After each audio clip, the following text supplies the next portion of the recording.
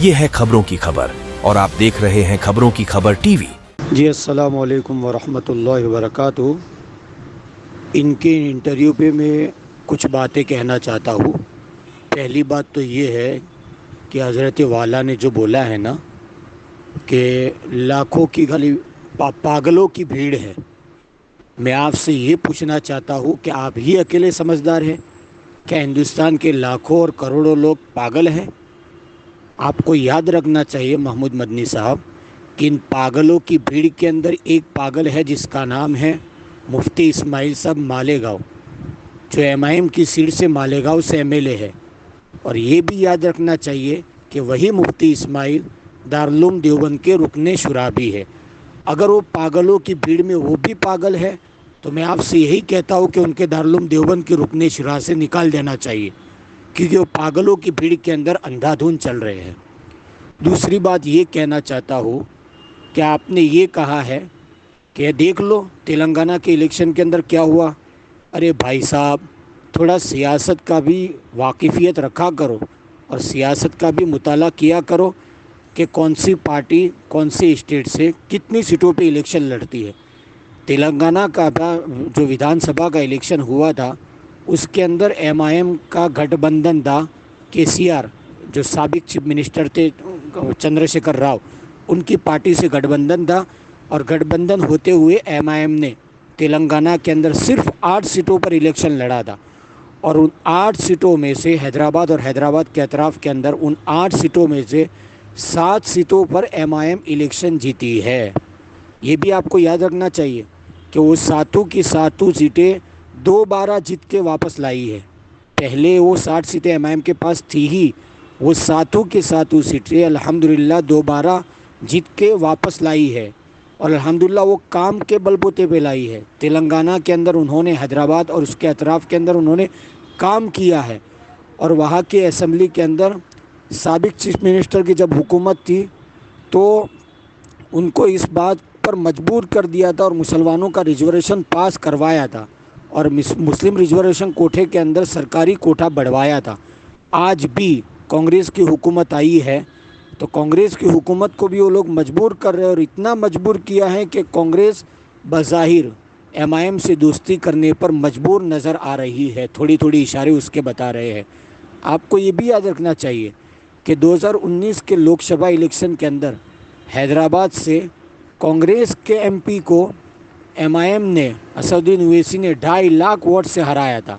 और अभी ताज़ा इलेक्शन 2024 का बीजेपी के एमपी को तकरीबन 3.25 लाख वोट से हराया है।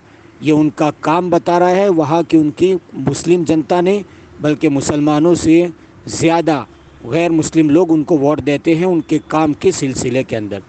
तीसरी बात ये बोलना चाहता हूँ, मैं आपसे पूछना चाहता हूँ कि आपने क्या ठेका ले रखा है कि मुसलमानों की कौन सी पार्टी हिंदुस्तान के किस हिस्से के अंदर इलेक्शन लड़ेगी?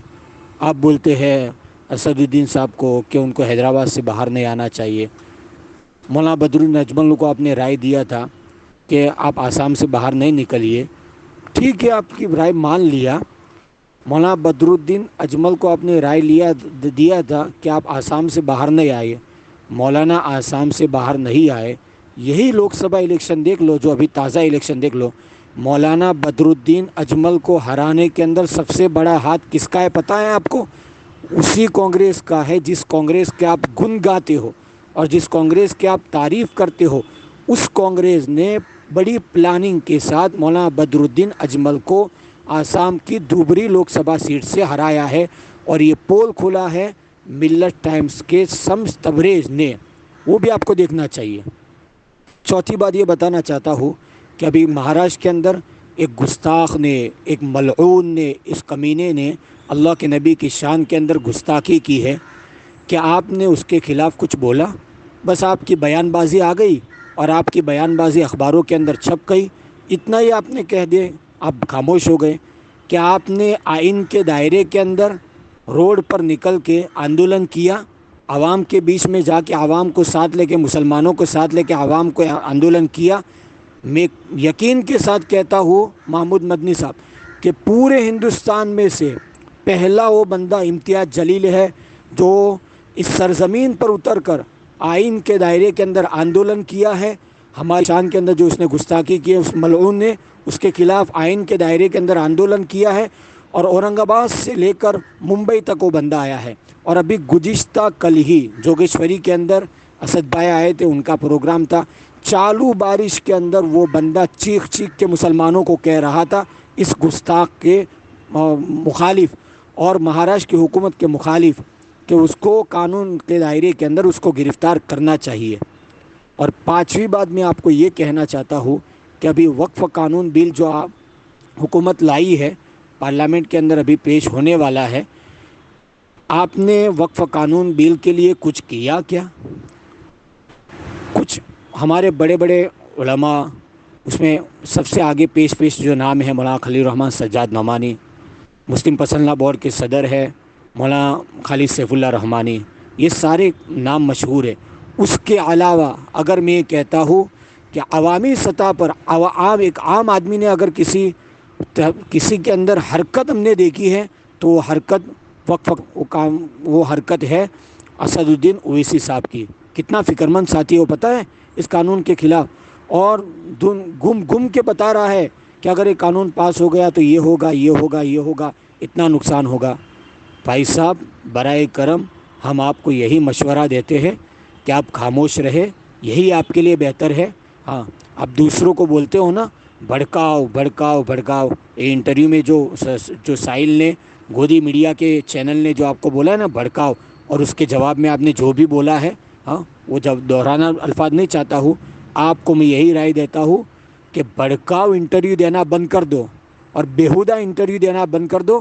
آپ کی خاموشی امت کے لیے بہتر ہوگی۔ برائے کرم جو لوگ کام کر رہے ہیں ان کو کام کرنے دو۔ میں آپ سے پوچھنا چاہتا ہوں، بلکہ ہندوستان کے مسلمان یہ پوچھنا چاہتے ہیں، 2012 یا 13 کے اندر آپ سماجوادی پارٹی کی ٹکٹ پر راجیہ سبھا میں گئے تھے، آپ نے یو پی کے مسلمانوں کے لیے کتنا آواز اٹھائی؟ آپ نے یو پی پہ مسلمانوں کے لیے ان 5-6 سالوں کے اندر کتنا کام کیا؟ وہ ہندوستان کے مسلمان یہ جاننا چاہتے ہیں، وہ ڈیٹا بتاؤ آپ۔ اس لیے آخر میں یہی مؤدبانہ درخواست ہے، آپ بڑے ہیں، عزت اور احترام کے ساتھ کہتا ہوں کہ آپ بھڑکاؤ انٹرویو مت دو۔ برائے کرم انٹرویو دینا ہے تو صحیح انٹرویو دیا کرو، یا تو پھر خاموشی آپ کے لیے بہتر ہے۔